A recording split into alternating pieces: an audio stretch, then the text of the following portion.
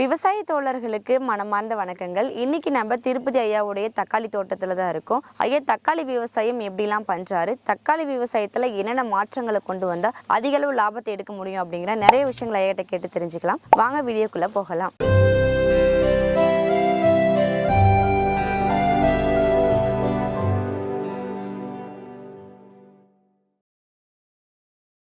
வணக்கங்க.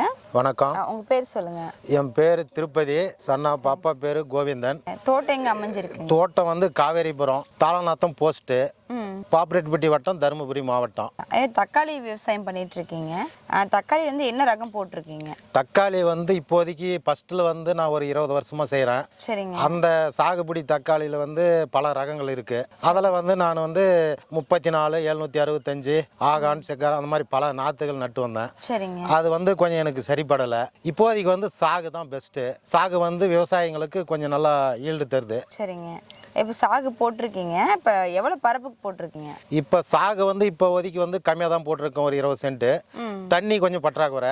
தண்ணி இருக்கும்போது சேர்த்து ஒரு ஏக்கரா போடுவேன் நான். இப்போ நம்ம நடவு செய்யறதுக்கு முன்னாடி மண் எப்படி உழவு ஓட்டுனீங்க, எத்தனை முறை உழவு ஓட்டுனீங்க, அதை பற்றி கொஞ்சம் சொல்லுங்க. ஃபர்ஸ்ட் ஆரம்பத்தில் வந்து 5 கலப்பில் ஒரு 2 சால் ஓட்டுவோம். சரிங்க. அதுக்கு மேலே ஆம கலப்பில் ஒரு சால் ஓட்டுவோம்.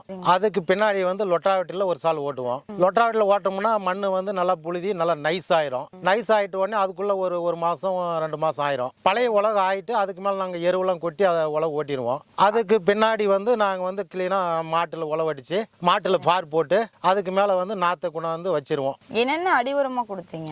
அடி உரம் வந்து ஃபர்ஸ்ட் வந்து 10க்கு 26 காம்ப்ளெக்ஸ் கொடுப்போம். சரிங்க. லைட்டாக ரொம்ப ருச்சி கம்மியாக இருந்தால் லைட்டாக கொஞ்சமாக ஊரியா சேர்த்துவோம்.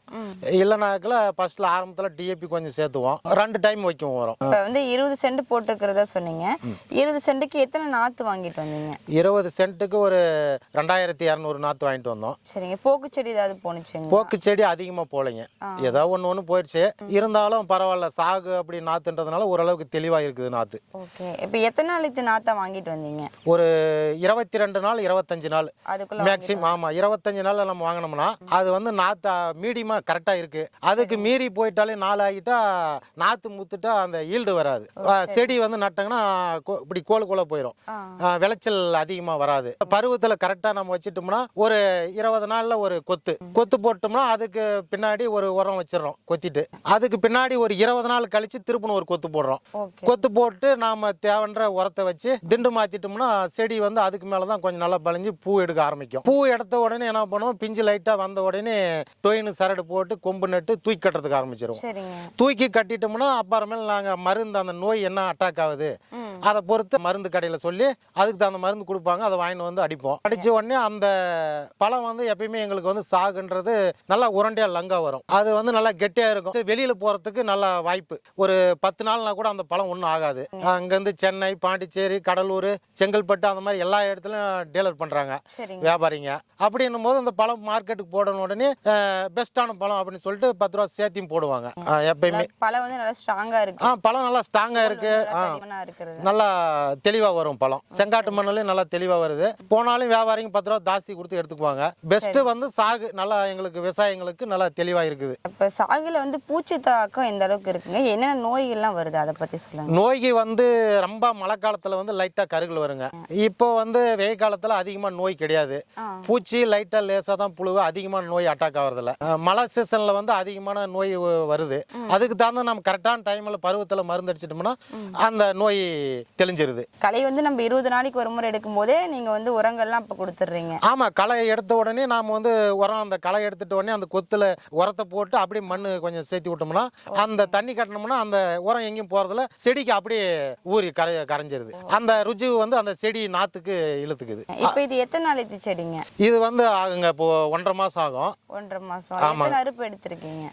இன்னும் அறுப்பு எடுக்கலைங்க. இப்பதான் இலசு 1.5 மாசம்னா எங்களுக்கு பழம் வர்றதுக்கு வந்து கணக்கு ஒரு 75 நாள் 80 நாள் ஆகும் மேக்ஸிமம். செடி வந்து 1.5 மாசம் அப்படின்னு சொன்னீங்க. பூ வந்து எத்தனாவது நாளையில் நமக்கு பூக்க ஆரம்பிச்சிருது? பூக்க ஆரம்பிக்கிறது வந்து ஒரு 30 நாளுங்க. 30 நாள்னா பண்ணையில ஒரு 22 நாள், எங்க கிட்ட வந்து ஒரு 30 நாள். இப்ப கணக்கு 52 நாள் 55 நாள்ல பூ எடுக்க ஆரம்பிச்சிடும். எத்தனை நாள் நமக்கு அறுப்பு கிடைச்சிருங்க? அறுப்பு வந்து ஒரு மேக்ஸிமம் ஒரு 80 நாளுக்கு மேலதான் கிடைக்கும். 80 நாளைக்கு? ஆமா, 75 நாள்ல லேசா ஒண்ணு சேவகம்.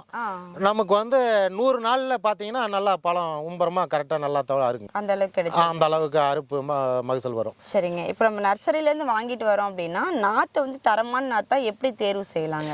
தரமான நாத்து தேர்வு செய்யலாங்கன்னா பண்ணையை பொறுத்து தாங்க. சரிங்க. இப்ப வந்து டாக்டர் நாராயணன் அவர்கள் வந்து இப்ப டீலிங் பண்றாரு. அவரு நாத்து வந்து தெளிவான விதை, நல்ல விதையை கொண்டாந்து சாகுன்னு சொல்லிட்டு அந்த நாத்தை வந்து அட்டை வச்சு கிளீனா விவசாயிகளுக்கு ஏமாற்றம் இல்லாத தெளிவான நாத்து அவர் வந்து உற்பத்தி பண்ணி விவசாயிகளுக்கு டீல் பண்றாரு. எங்களுக்கு வந்து முழுமையான நம்பிக்கையோட அவர்கிட்ட நாங்க நாத்தை வாங்குறோம். சரிங்க. எப்படி டாக்டர் விவசாயம் நாற்று பண்ணை வந்து இருக்கு அப்படிங்கன்னு உங்களுக்கு எப்ப தெரிய வந்தது? ஃபர்ஸ்ட்ல வந்து இப்போ விளம்பரம் பண்ணாங்க. சரிங்க. இப்போ எல்லாம் தக்காளி மண்டியில நாங்கெல்லாம் விவசாயம் இப்போ தக்காளி எடுத்துட்டு போகும்போது விளம்பரம் பண்ணி நோட்டீஸ் கொடுத்து புதுசா நாங்க வந்து ஃபர்ஸ்ட் பப்பாளி அது இது வச்சிருந்தோம். இப்போ வந்து நாங்க வந்து புதுசா இப்போ தக்காளி நாட்டும் நாங்க பண்றோம். விவசாயிகளுக்கு மக்களுக்கு நாங்க வந்து தெளிவான நாத்து கரெக்டா நல்ல முறையில கொடுக்குறோம் அப்படின்னு எல்லாமே நோட்டீஸ் எடுத்து விளம்பரம் பண்ணாங்க. சரிங்க. அதை வாங்கி படிச்சு பார்த்துட்டு நாங்க நம்பி அவர் பண்ணைக்கு இப்போ இம்ப்ரூவ்மெண்டா கொஞ்சம் கொஞ்சமா எல்லாருமே அங்க போறோம். அந்த நாத்து கரெக்டான முறையில் அவர் தெளிவா கொடுத்தா அப்படின்னா விவசாயிகளுக்கு ஒரு மகிழ்ச்சி. சரிங்க. அது மூலியமா தான் உங்களுக்கு தெரியும். ஆமா, அது மூலியமா தான் எங்களுக்கு தெரியுங்க. இப்ப நாத்து கொடுத்ததுக்கு அப்புறம் ஃபீல்டு விசிட்லாம் வந்தாங்களா, ஆலோசனைகள்? ஆமாங்க ஒரு டைம் வந்தாங்க. வந்து நாட்டெல்லாம் பார்த்துட்டு கைனி எல்லாம் சுத்தி பார்த்துட்டு தெளிவா பண்ணுங்க, விவசாயிகளுக்கு நாங்க முக்கியத்துவம் கொடுக்குறோம், நல்லா பண்ணுங்க, நாங்களும் பார்த்து அதுல என்ன ப்ராப்ளம்ன்றதை நாங்களும் தெளிவா சொல்றோம், நீங்களும் அதுக்கு தகுந்த மாதிரி விவசாயத்தை உருவாக்குங்க அப்படின்னு சொல்லி தெளிவா பார்த்துட்டு சொல்லிட்டு போனாங்க. சரிங்க. எப்ப கால் பண்ணாலும் ஆலோசனைகள் உங்களுக்கு? ஆமா. இப்ப நடவு செய்யும் போதுங்க என்ன இடைவெளியில நடவு செஞ்சா இந்த சாகுக்கு கரெக்டா இருக்குங்க? சாகுக்கு வந்து இப்ப கேப் வந்து இப்படி வந்து ஒரு 2 அடி வைக்கலாங்க. சரிங்க. இப்படி ஸ்ட்ரைட்டா நாத்து நடுறத வந்து 1 அடிக்கு 1 வைக்கலாங்க. நீங்க அந்த ஆமாங்க, அந்த டிஃபரன்ஸில் தான் இப்போ 1 அடி 1.25 அடிக்கு நாங்க துருவ நடுறோம். இப்படி கேப் வந்து குறுக்குல வந்து பாத்தீங்கன்னா ஒரு 2 அடி இருக்கும். ஏன்னா அந்த 2 அடியில நம்ம தூக்கி கட்டோம்னா காத்து உள்ள போனாதான் அந்த காய்களுக்கெல்லாம் நோய் அட்டாக் ஆகாம நல்லா பழம் தெளிவா வருதுங்க. ஆமா, இல்லைனாக்கல நாம ஒட்டி ரொம்ப நெருக்கமா வச்சிட்டோம்னா அந்த விளைச்சல் ஈல்டு வராதுங்க. சரிங்க. இப்ப தண்ணி நம்ம காட்டுறோம் அப்படின்னா எத்தனை நாளைக்கு ஒரு முறை தண்ணி கட்டுறீங்க? தண்ணி வந்து பாத்தீங்கன்னா இப்போ இன்னைக்கு நம்ம கட்டிட்டோம்னா ஒரு 4 நாள் கழிச்சு கட்டலாங்க. 4 நாளைக்கு மேல திருப்பணும் ஒரு தண்ணி கட்டணும்னா திருப்பணும் 4 நாள். 4 நாளைக்கு ஒரு முறை கட்டினா கரெக்டா இருக்குது. கரெக்டா இருக்குது. இந்த ரகத்தை பொறுத்த வரைக்கும் எந்த பருவம் நடவு செஞ்சா சரியானதா இருக்குங்க? எங்களுக்கு வந்து விவசாயிகள் வந்து நாங்க வந்து அந்த எந்த டைம்ல விளைவிக்கும் அப்படின்ட்டு எங்களுக்குள்ள ஒரு கால்குலேஷன் பண்ணுவோம். சரிங்க. இப்போ எப்பயுமே மேக்சிமம் வந்து இது மழை காலத்துல வந்து புரட்டாசி, அர்ப்பசி, கார்த்திகை, மார்கழி அதுக்குள்ள மழை காலம். அந்த மழையில வந்து பாத்தீங்கன்னா எப்பயுமே விலை குறையாது, விலை எப்பயுமே கொஞ்சம் அதிகரிக்கும். வியாபாரிகளும் 10 சேர்த்தி விலை எடுப்பாங்க, எங்களுக்கும் ஒரு இதா இருக்கும். மற்ற டைம்ல ரொம்ப வெயில் காலத்துல வந்து தக்காளி படப்படன்னு அதிகமா விளைச்சல் வந்துடும், அப்ப விலை சரிவாயிரும்.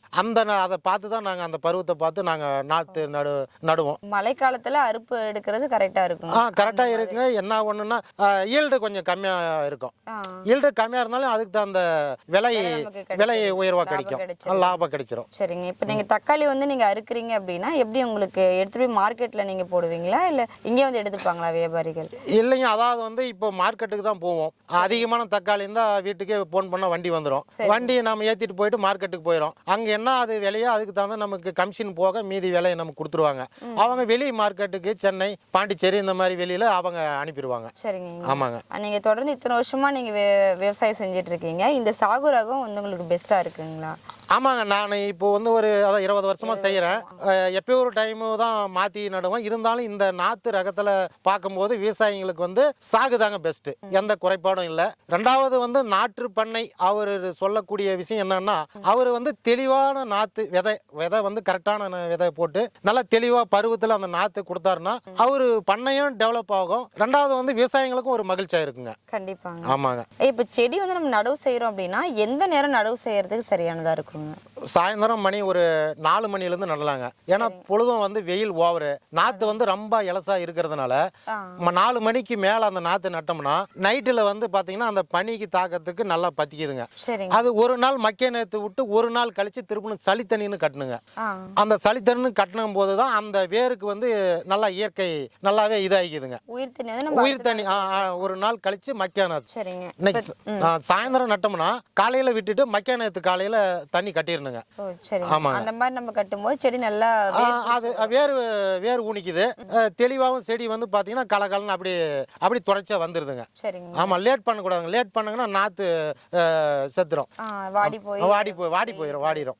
ஓகேங்க. ஆமா. இப்போ செடி வந்து நம்ம எத்தனாவது நாள்ல எடுத்து கட்டுறது கரெக்டா இருக்குங்க? அதாவது வந்து இப்போ கொம்பு நட்டு நரம்பை இழுத்து தூக்கி கட்டுறதை கேட்குறீங்க. ஆமாங்க. அது வந்து இப்போ பார்த்தீங்கன்னா பூ பிஞ்சு அதாவது வந்து ஒரு 50 நாளைக்கு ஆயிருங்க. சரிங்க. 50 நாளைக்கு ஆயிடுச்சுன்னா நம்ம அதுக்கு மேலே பூ காய் பிஞ்சு வரும்போது நல்லா காய் கொஞ்சம் வரணுங்க கோழிச்சோடு. அந்த காய் வந்த விட்டு நம்ம தூக்கி கட்டினோம்னா ஃபர்ஸ்ட்ல துளுப்பு வராது, ஒரே லங்கா தூக்கி கட்டிடுறோம். ஓ சரிங்க. ஒரே டைம் நம்ம தூக்கி கட்டும் போது என்ன ஆகுதுன்னா தளவு வளையறது இல்லைங்க. அப்படியே ஜம்முன்னு அப்படியே நிச்சுக்கும், காய் பாட்டுக்கு அப்படியே அழகா அப்படி தொங்கிக்குங்க. அந்த டைம்ல நம்ம எடுத்து கட்டுறது கரெக்ட். ஆமா, அந்த டைம்ல தாங்க கரெக்ட். ரொம்ப இளஞ்செடியில நம்ம தூக்கி கட்டினாலும் காய் வரும்போது பெருசாகும் போது என்ன பண்ணுங்க, பூராமே கீழே வளைஞ்சிருங்க. கீழே வளையும் போது நமக்கு அது பிரயோஜனமா இருக்காது. சரிங்க. ஆமா, மறுபடியும் திருப்பணும் தூக்கி கட்டுற மாதிரி வந்துருங்க. 2 டைம் தூக்கி கட்டுற மாதிரி வந்துடும். இப்ப தொடர்ந்து 20 வருஷமா நீங்க விவசாயம் பண்ணிட்டு இருக்கீங்க, தக்காளி விவசாயம் பண்றீங்க. இப்ப மத்த இடத்துல நீங்க நாத்துகள் வாங்கிட்டு வந்து நடவு செஞ்சிருப்பீங்க. அதுக்கும் இப்ப நம்மளுடைய டாக்டர் விவசாய நாற்று பண்ணையில நாத்து வாங்கி வந்து நடவு செஞ்சிருக்கீங்க. போக்கு செடி வந்து எவ்வளவு வித்தியாசம் வருதுங்க? அதாவதுங்க இப்போ வந்து மற்ற பண்ணையில வந்துன்னா லோக்கல் பண்ணைங்க அதாவது தெளிவா நாத்து கொடுக்கலைங்க. சரிங்க. இவர் வந்து இப்போ புதுசா நோட்டீஸ் கொடுத்து அழைப்பு கொடுத்ததுனால இவர் டாக்டர் பண்ணைக்கு நாங்க வந்திருந்தோம். அதாவது வந்து தெளிவான நாத்து கொடுக்கும் போது நாத்து நல்லா வச்ச உடனே நல்லா பத்திக்கிச்சுங்க. ஏதோ 100க்கு ஒரு நாத்து தாங்க போயிருக்கோம், 1000க்கு 10 நாத்து போயிருக்கோம். நாத்து வந்து தெளிவான ரகத்தை கொடுத்தாரு. இப்போ வந்து தெளிவா இருக்குதுங்க. இவ்வளவு நேரம் தக்காளி விவசாயம் எப்படிலாம் பண்ணலாம் அப்படிங்கிற நிறைய விஷயங்கள் எங்களோட பகிர்ந்துக்கிட்டீங்க. எங்களுக்கு பிரயோஜனமா இருந்துச்சு. கண்டிப்பா விவசாயிகளுக்கு பிரயோஜனமா இருக்கும். உங்களுடைய விவசாய முறைகள்லாம் பெருகணும் அப்படின்னு சொல்லிட்டு எங்களுடைய டாக்டர் விவசாயம் யூடியூப் சேனல் மூலம் மனமார்ந்த வாழ்த்துக்களை தெரிவித்துக் கொள்கிறோம். நன்றிங்க. நன்றி. இவ்வளவு நேரம் தக்காளி விவசாயம் எப்படிலாம் பண்ணலாம் அப்படிங்கிற நிறைய விஷயங்களை ஐயா கிட்ட கேட்டு தெரிஞ்சுக்கிட்டோம். நம்மளுக்கு ரொம்ப பிரயோஜனமா இருந்துச்சு. மேலும் நம்மளுடைய டாக்டர் விவசாயம் நாற்று பண்ணையில பாத்தீங்கன்னா தக்காளி, மிளகாய், கத்திரி, செண்டுமல்லி போன்ற நாற்றுகளும், G9 வாழையும், பப்பாளி நாற்றுகளும் அவைலபிளா இருக்கு. உங்களுக்கு வேணும் அப்படின்னா டிஸ்கிரிப்ஷன்ல கான்டாக்ட் நம்பர் கொடுத்துருக்கோம். நீங்க கால் பண்ணி ஆர்டர் பிளேஸ் பண்ணிக்கலாம். மேலும் விவசாயம் சார்ந்த தகவல்களுக்கு எங்களுடைய சேனலை சப்ஸ்கிரைப் பண்ணிக்கோங்க. நன்றி.